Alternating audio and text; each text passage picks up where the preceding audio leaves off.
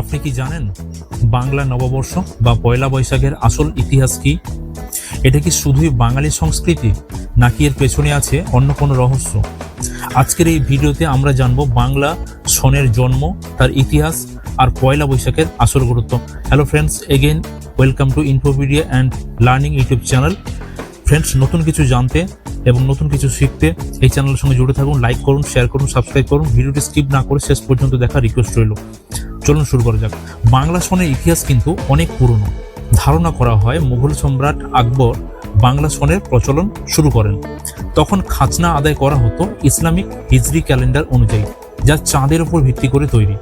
কিন্তু কৃষিকাজ তো সূর্যের উপর নির্ভরশীল করে হয়, ফলে কৃষকদের অনেক সমস্যায় পড়তে হতো। এই সমস্যা সমাধানের জন্য আকবর একটি নতুন ক্যালেন্ডার চালু করেন, যা ফসল কাটার সময়ের সাথে মিল রেখে তৈরি করা হয়। এটাই হলো বাংলা সনের শুরু। প্রথমে এই ক্যালেন্ডারকে বলা হতো ফসলি সন। এটি ছিল একটি ইসলামিক হিজরি ক্যালেন্ডার ও হিন্দু সৌর ক্যালেন্ডারের সমন্বয়। সময়ের সাথে সাথে এই ফসলি সনই বর্তমানে বাংলা সনে রূপান্তরিত হয়। আজকে ওয়েস্ট বেঙ্গল, বাংলাদেশ, এই দুই জায়গাতেই বাংলা সন কিন্তু ব্যবহার করা হয়। তবে কিছু কিছু তারিখের হিসেবের পার্থক্য দেখা যায়। পয়লা বৈশাখ হলো বাংলা বছরের প্রথম দিন। এই দিনটি শুধু একটি নতুন বছর নয়, এটি বাঙালির আবেগ, উন্মাদনা ও আনন্দের উদ্ভাসিত হওয়ার একটি দিন। নতুন পোশাক পরা, নতুন খাতা খোলা, মেলা, গান, নাচ সব মিলিয়ে এক নতুন উৎসব ও আমেজের আবহ তৈরি হয়।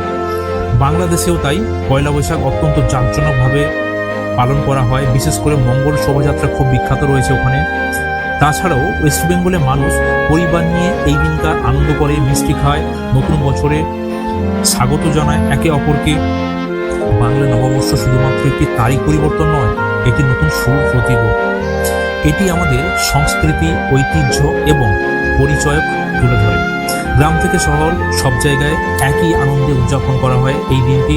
তাই পরের বার যখন তুমি শুভ নববর্ষ বলবে, মনে রেখো এর পেছনে রয়েছে শত বছরের ইতিহাস। ফ্রেন্ডস, ভিডিওটি যদি ভালো লাগে লাইক, শেয়ার, সাবস্ক্রাইব করতে ভুলবেন না। কমেন্ট করে জানাও তুমি কোথায় পয়লা বৈশাখ উদযাপন করছো। আবার দেখা হবে পরের ভিডিওতে। ততক্ষণ পর্যন্ত ভালো থেকো, সবাইকে ভালো রেখো, আনন্দে থেকো। Have a nice day, take care, bye, জয় হিন্দ।